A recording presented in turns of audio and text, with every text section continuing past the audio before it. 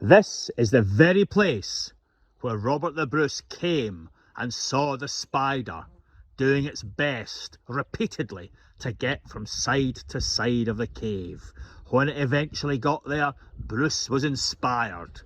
Try, try and try again became his motto as he faced the might of the English army. Should that be your motto too?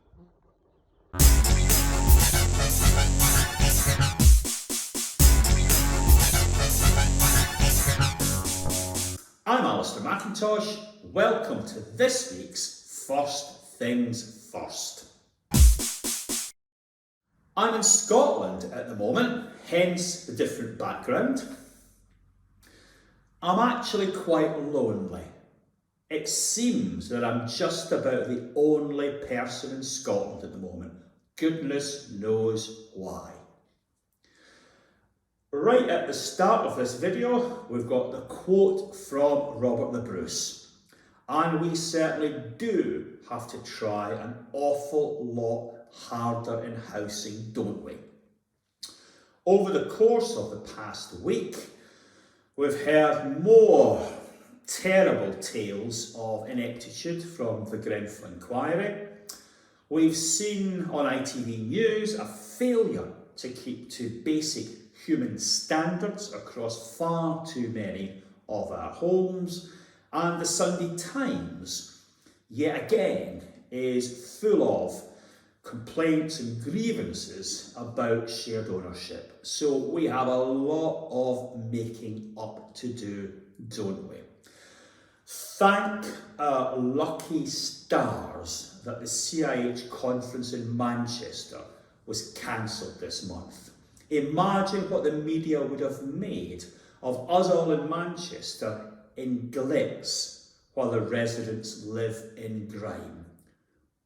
Thank goodness that conference didn't take place. Valuable in many ways, though it is. So the big question for today is, how do we get back on track? How do we restore our reputation? Shauna Hutchinson has written a blog for our Residents Network. I'm not sure that Shauna is still talking to me because our housing association operates in the Wembley area. So I'm not sure she wants to hear a Scottish accent anytime soon. But let me just go through one of the tips that she suggests. Being honest with your people and residents about the challenges you anticipate, but tell them what you're doing in the meantime to troubleshoot or minimise impact to both groups. It probably sounds so simple, but it's often the simple things we forget or push to the side when the big, difficult, complex decisions and tasks rear their ugly face. Wise words, well put by Shauna. So we obviously do have to build back our relationships. We can't solve every problem. Some of the relationships we have with residents, I fear, are gone for all time. I don't see us ever getting back on track. Things have gone much too far. If you have lost contact with the residents, if the front line are dispirited and they're no longer spotting things or reporting things, then any social landlord is on the road to ruin. And we can do better. Some years ago, a friend of mine was working in logistics for Safeway. They were taken over by Morrisons, and what struck everyone at Safeway about Ken Morrison is he knew the job better than they did. He visited all the supermarkets, he visited all the stores. Technical knowledge, business knowledge, second to none. That is the sort of chief executive you need. If you've got boards and senior leaders that don't know every estate and don't know the issues there, then you are bang in trouble. To quote the Cockney comedian, you're either in a job or you're in a job. We started with a quote from Robert the Bruce. Let's finish the Scottish theme with a quote from the very famous author Alistair Gray. His keynote book was Lanark. I had a few drinks with him in Tennant's Bar the night it was published. Great raconteur, author, artist, poet, a giant, a polymath.